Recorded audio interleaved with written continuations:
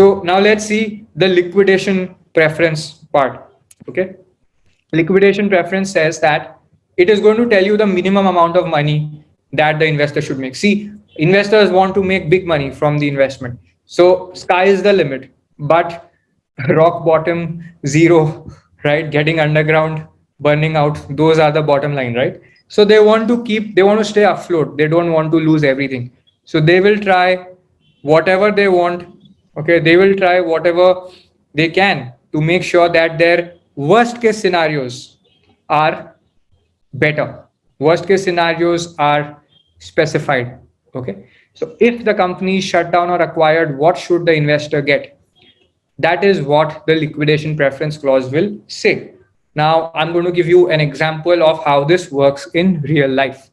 Assume that an investor invested 300,000 US dollars in a company for 10% stake, valuing the company at $3 million.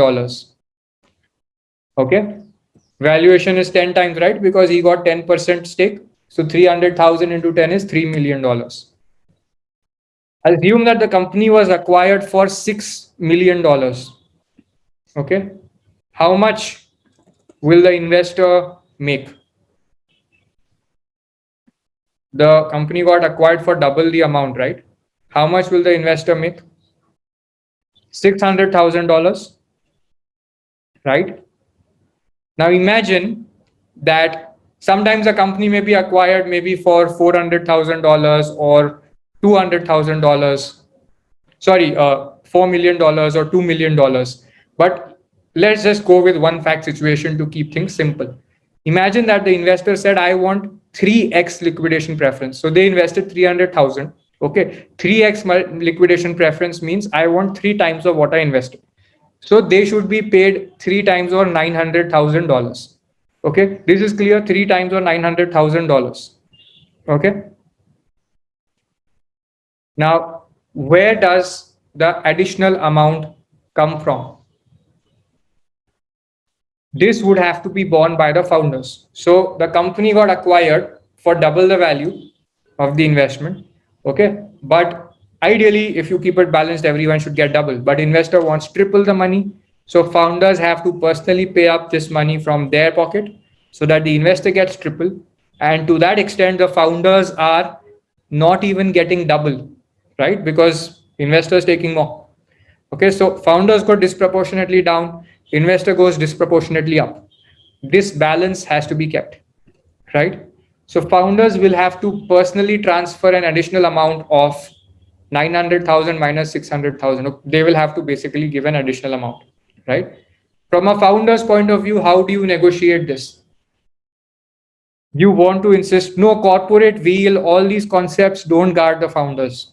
Okay, because it is written in the agreements that they will personally pay this. Okay, it's a three-way agreement. A three-way agreement can create direct personal obligation between founder and investor. Okay, so from a founder's point of view, you want to say that, look, you are protecting your losses, right? So if you're protecting your losses, there is a risk involved in investing in a business. You're well aware of the risk. So I will take care of that by giving you what you invested back. Okay, the rest of it you should assume as the risk of this activity. Okay, are you following this? So um, this is what the liquidation preference clause means. This is one of the simplest explanations available. Okay, so simple. If I invest $100 million, I should get $100 million back, is what you will say from the founder's perspective. But investor will say, I may want $200 million back. I don't care if what the company is acquired for, as long as as long as the acquisition is more than $200 million, I'll take all the money. Even if the founder gets it, the founder will pay me. Okay, that is what happens. Okay, if they don't agree for 1x, so if they don't agree, that can keep going on and on, right? But at a certain point, the founder will say that this deal is getting too imbalanced for me. You can also point that out, that you are getting too imbalanced for that. I have more offers on the table from other investors. Okay, those are the ways that you negotiate. Okay, or I'm willing to wait it out. I'm not in urgency of raising money right now. I want to wait. So there are these techniques you can use to negotiate.